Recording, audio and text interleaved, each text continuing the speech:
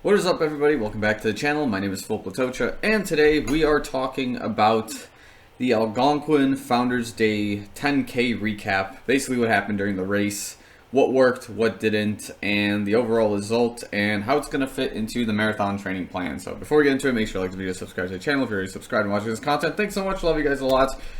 Let's break it down. So the things that you should probably know just off general perspective is I ran the 10K version of this race. There was a 5K available, opted out of that one. And the two things to note is that I had a finish time of about 40 minutes and 19 seconds, and I took second place overall, first place in my age group. So those are the results. Let's break down what happened and the mistake that could have been avoided overall. So I guess the first thing to note is that pre-race ritual was kind of disrupted. It had a unique experience where I went to a wedding the night before and I didn't party all that much. We actually left the wedding kind of early because I had some other things I wanted to do that night. So yeah, we get home. I'm, just kind of setting all my stuff up. I don't think I fall asleep until about 2:30, 3 a.m. And then I wake up at about like 6:50, 7 a.m. for the race. We get to the race start at about 7:15, 7:30, nothing too crazy. I have 30 minutes to kind of like stretch out, do whatever I need. And I choose to race in my older pair of Vaporfly Next Percent 2s, the ones that I trust. And of course, I'm mostly concerned about my speed during this race because I've been doing a lot of marathon training that's a little bit more endurance based. I haven't raced in like over 3 months specifically because, this heart misdiagnosis was quite important for my family to be like, hey, listen, until you go to a cardiologist and they confirm this, please don't race. You can train, you can take it easy, but please don't race. Don't like max out your heart for any sort of reason like that. So I, reluctantly agreed to those conditions, and then now this race just perfectly times itself as needed. So I was concerned about my speed. I was concerned about my endurance just a little bit, and I think that was the majority of my issues, I think, at the time. And here's what happened, right? So the race was designed to send the 5K and the 10K off at the same time. This creates issues, right? Because now, obviously, you can tell who's a 5K and 10K runner based on the color of their bibs, but how are you going to see people's bibs from behind, right? The only way you can do this is like a pre-race assessment to see people on the start line or like around the area and who has like what colored bib, what kind of shoes they're wearing, how they're like, dripped out per se, and from there you can kind of tell. So I had my eye on some guy who was like decked out in like neon yellow. I think he had like an Adidas like Boston qualifier tank top, and he had like a black pair of Vaporfly Next Percent 2s. So in my mind, I'm like, okay, let's watch this guy because he looks like he can probably put on a pretty solid race. But of course, that's kind of like what I usually do at races to kind of assess the grounds for things and whatnot. So, the gun goes off. I'm a little bit like a row behind the front row, and I see like a lot of people kind of send it out, and they're kind of going at a slower pace. So I kind of zigzag my way through, and I'm thinking in my mind, okay, the 5K guys are probably going to blast it out of the gates, so I'm going to let the 5K runners kind of just do their thing, and I'm just going to keep my distance from everyone else and just see how things go. So at this point, like maybe a minute into the race, I'm in about third place, and I've got two guys in front of me. Like one's a kid and one's like an adult, and they're kind of farther up in front of me, kind of putting in a pretty solid pace. I'm keeping it easy, and I think I run my first mile in like 6:10, 6:15, something around that range, because I just want to see what happens and just kind of chill for the most part, because I don't suspect that the 5K runners in front of me are going to like blow up or anything like that. And if they do, they're like working much harder than I am. I have like a comfortable lead in 10K, in the 10K race. What happens is there's a course split, okay? So we go down this road, and from your perspective to mine, the 5K turns left and goes up this bridge, and they have a turnaround there. And the 10K follows this trail south to a town called Elgin, but it doesn't quite get there, but it goes in that direction and it finds its way back. What I'm hoping for is that both of these guys take this left, or they take this right to go through the 5K route. And what happens is the kid takes the 5K route, and the adult takes the 10K route. And I'm thinking, oh snap, I just let the 10K leader go by like a 20-30 second lead, and he's probably running 5:50 per mile right now. what have I done? So now I'm realizing the situation, and I start kind of kicking it a little bit, and thankfully I've got some kick in my legs at this point. I think I run my second mile in about like 5:55 perhaps, and we're going on like a net downhill, but it's still not enough to catch this leader because he's consistently running about 5:50 to 6 minute per mile pace, and I just can't catch him. So immediately at that point in time, I realized that like my 10K first place possibility is pretty much over. Now I need to focus on keeping the 10K second place position. And we fast forward a little bit now, and we're towards the end of the race where we're done with like the flats of the trail, and we're now going up this incline road back to the finish line because it's like about 150-foot climb from this point to the finish line, and it's maybe a half a mile long, so it's a pretty steep climb for the most part.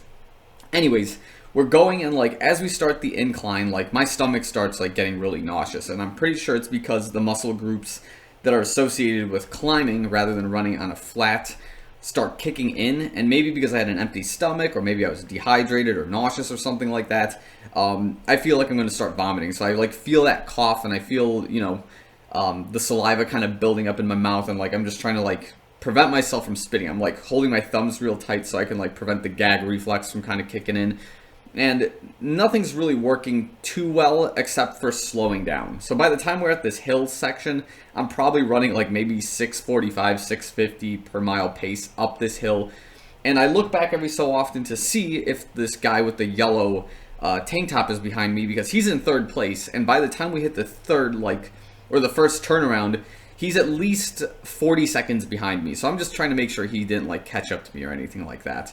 And I don't see him like anywhere in my sights. So I'm like, okay, fine. I can relax now. Like the 5K walkers are kind of like doing their thing. I can kind of zigzag past them.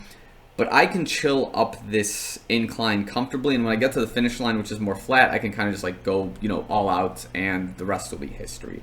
So as planned, unfortunately, like I managed to get into second place, and I maintained second place at an average of about 6:30 minute per mile pace, which tells you that the first half was just blistering, and then the second half just started falling apart as I started going basically up inclines for the majority of the race. So of course, some of the major lessons learned here is that one, of course, obviously I don't like to blame the external factors for why my run doesn't go well. I usually like keep it to myself, as in like I'm in control of the outcome of the race. But in this particular scenario, it's kind of tricky, right?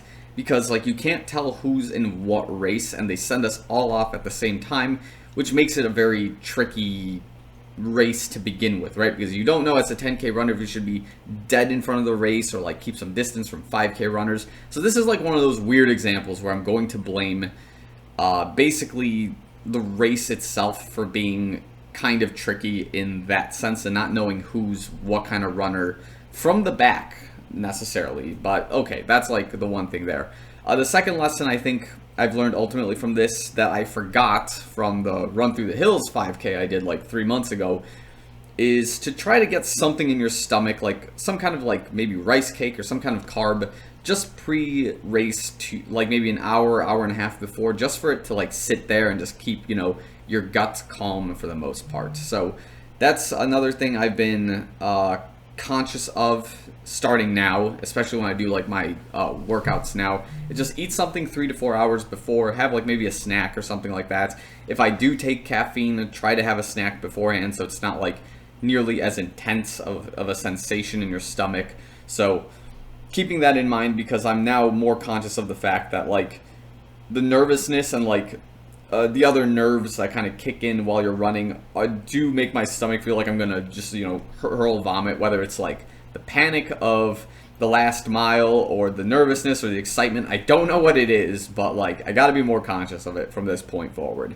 So that's something I obviously gotta be more aware of. And then the other thing to note is like, well, these are like the two other things. One is like I'm grateful that I still had some speed in my legs during this run after not racing for 3 months, after being in a marathon training block where there wasn't a lot of speed workout to be done. And 3, just being able to get to the start line with no health issues that were long-term or terminal or anything like that.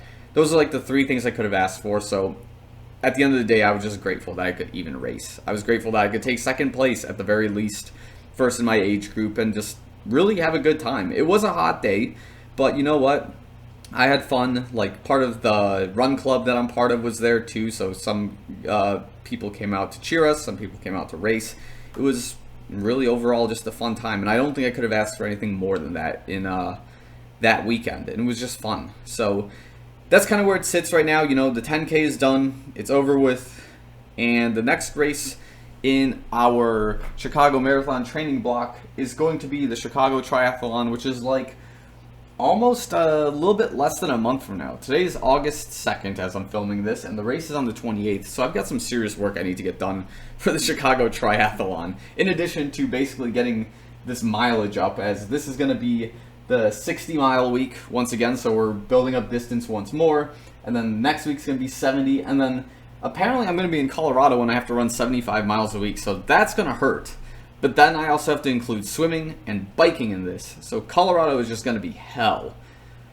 I'm very nervous about it. So anyways, that's kind of what's going on as we lead up to the Chicago Triathlon, but I guess we're just going to leave it on that note for now. So yeah, overall, I had a really fun time with this race. I'm going to do it next year and beat this first place guy because he's apparently like a local legend. So it's my job to become the new local legend around these town parts, all right? Because a lot of people have realized, like, whether it's at the gym or like people I see at the store, they see me running a lot. So like my notoriety as a runner in this neighborhood is becoming substantially greater than it was before. So we may as well like double, triple down into it and like become the runner of this neighborhood, even though like Evan Yeager is going to hold that title for like the rest of eternity for, you know, being Evan Yeager. So, oh well, I'll be the second most known runner in this neighborhood. But okay, I'll end this channel or this entry here. So thanks again for watching. I'll see you guys in the next one.